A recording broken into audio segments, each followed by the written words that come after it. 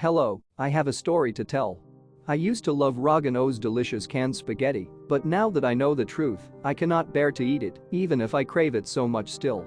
As I said, I used to love Roggen-O's delicious canned spaghetti. I ate it every day and collected the rare flavors such as strawberry, fried chicken, yogurt, and Roggen-Dinkelbrot. My dream was to quit my comfortable office job to work in the Roggen-O's factory. 3 times every day, I would check the latest newspaper and the Roggen-O's website to see if there were any job openings. It was around 10 at night, when I was about to go to sleep, when I checked their website one more time and was ecstatic to see a job opening on the factory floor. I sent my resume to the provided address and laid in bed, too excited to sleep. However, I soon heard a noise coming from my kitchen. I slowly got up, noticing there were more empty cans of Roggen-O's delicious canned spaghetti in my room than usual. I checked my clock to see it was 3 a.m. I carefully stepped through the cans so as to not make any noise. The sound was much clearer now, and it sounded like someone was rummaging through my fridge and dragging something heavy on the floor. I headed down the stairs, tiptoeing all the way and making sure to skip the steps I knew were creaky. I was now in the hallway that led to my kitchen and could hear the noise getting louder. I got to the end of the hall and peeked into the kitchen and was horrified by what I saw. There was a pile of all the food I had in my fridge on the floor and all but one of the shelves. It was then I saw it, in the faint blue light of the refrigerator. It was about 4 feet tall. It had long, incredibly thin arms and legs that led to a spherical body, with a single eye in the center of what I imagine its front side was. It had a tall, mustard yellow crest and an indigo body. It was struggling to remove the last shelf from my fridge, and when it succeeded, it muttered something under its breath. Then, it did something I'll never forget. It dragged a giant can of Roggen-O's delicious canned spaghetti into view. It was almost as tall as the creature itself and looked to be the perfect size to completely fill my fridge. The creature shoved the can in place and began to close the door when it suddenly spun around and glared at my position with that singular eye. I was frozen with fear, and it took me a few seconds to move, but I don't think it saw me. I just crept back to my bed, too shocked to process what I saw. When I woke up, I rationalized it as a dream and nothing else, despite the giant can of Roggen-O's delicious canned spaghetti in my fridge.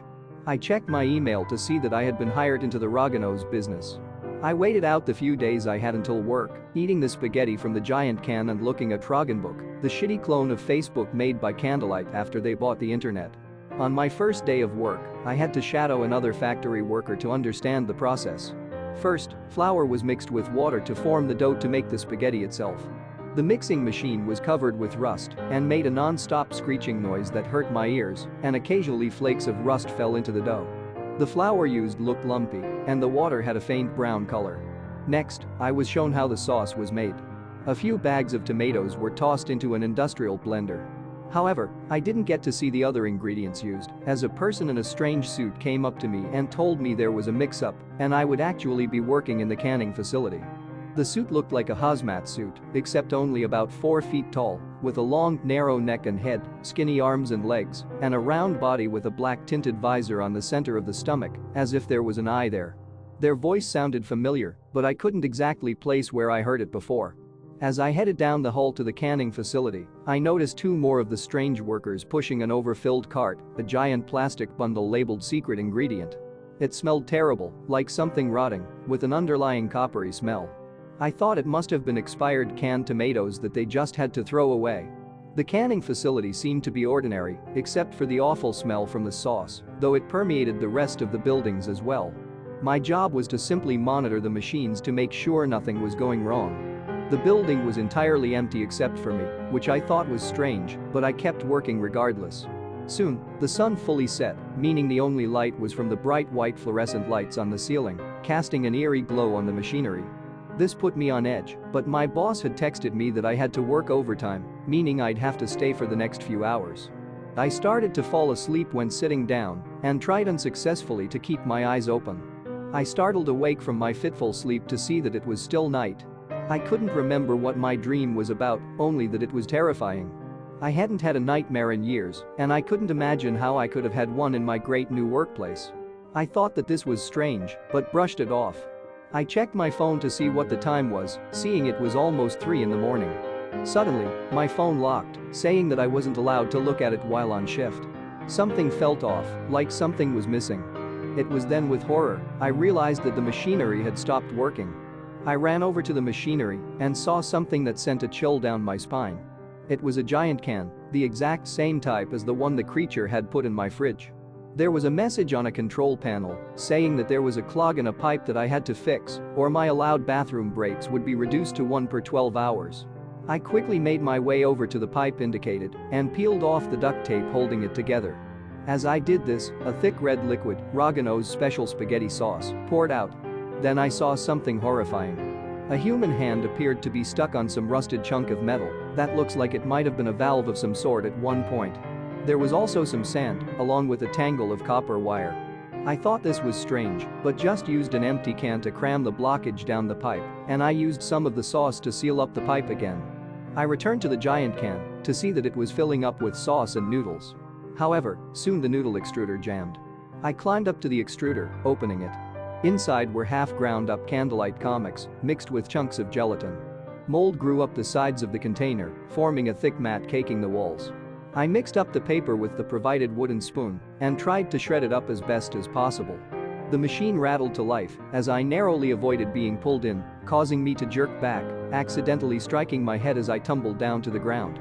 I checked the tiny digital clock over the entrance to the break room to see it was almost 5 in the morning, and sure enough, the view through the filthy windows was ever so slightly brighter than what I had seen previously. I turned back to the machinery to see that it was gone, and in its place was a dingy-looking concrete building. The walls were mottled with stains of brown and gray, turning them a dull and muddy color. A heavily corroded iron door stared back at me. I had a strange desire to enter at any cost. I grabbed the handlebar, pushing with all my might. The door shrieked with protest as it dragged against the ground, but I managed to force it far enough to squeeze through, accidentally closing it on my way. Regardless, I stepped forward into the pitch-black nothingness. Something brushed against my face, causing me to startle and fall to the floor. I felt something damp on the rough concrete. I had grown tense as I entered the room without even realizing it. I gingerly stood up and felt around, both scared to find either something or to find nothing. I felt my fingers gently brush up against a thin chain and wrapped my hand around it.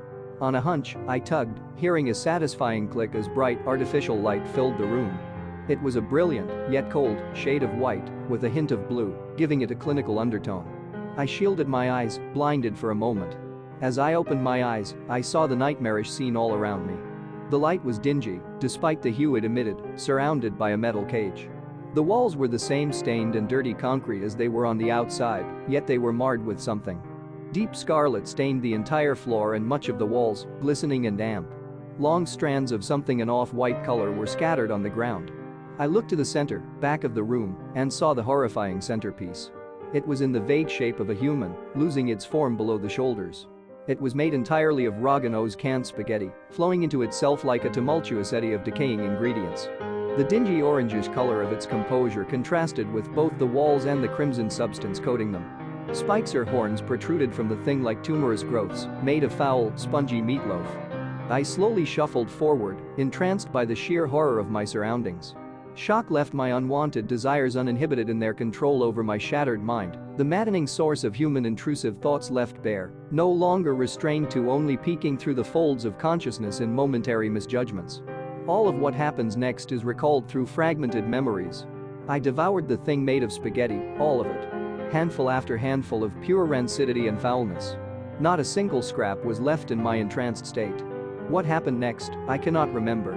How I got to my home, I cannot remember. I woke up inside my home, curled up inside the giant can of Roggen-O's delicious canned spaghetti, surrounded by mounds of cans, both unopened and opened alike. I began my grueling task of eating it all down. I never gained weight from it, despite choking down so much, willingly or not I cannot say. Instead, I shed my human flesh. My feet were the first to go. They became red and swollen, before sloughing off in my sleep, melting into Roggen-O's delicious canned spaghetti sauce. The infection spread to the rest of my body. Now, only scattered fractions of my former body remain. I looked into my mirror, quite possibly for the final time just before writing this. My eyes swam and my new head, formed from Roggen-O's special sauce ingredient, which I suspect is not foodstuff. Surprisingly, my hair remained intact, perhaps some part of my scalp remained to hold it in place.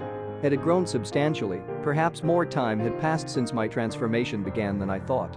It formed a wild black mane that fell across my spaghetti face and cascaded down my spaghetti neck, covering the rest of my spaghetti head with it. A handful of horns jutted out through my hair at seemingly random places. Seeing the thing I had become brought me to a moment of clarity. I threw the last can out my window, where it was grabbed and taken away by a local goblin. I knew I couldn't let myself become what the spaghetti wanted me to transform into, regardless of whether I could live with what I am now.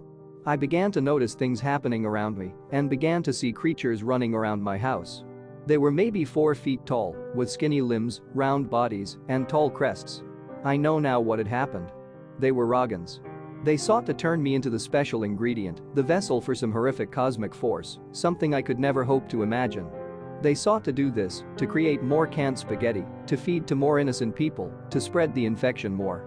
They have grown impatient with my transformation. I write this as a warning, painting words onto my walls with the fluid which composes this new body. I have rigged my house with explosive car batteries. I plan to lure the Roggens inside and detonate the batteries. I have prepared a bath of bleach in which I will hopefully dissolve away into nothingness and end this wretched existence.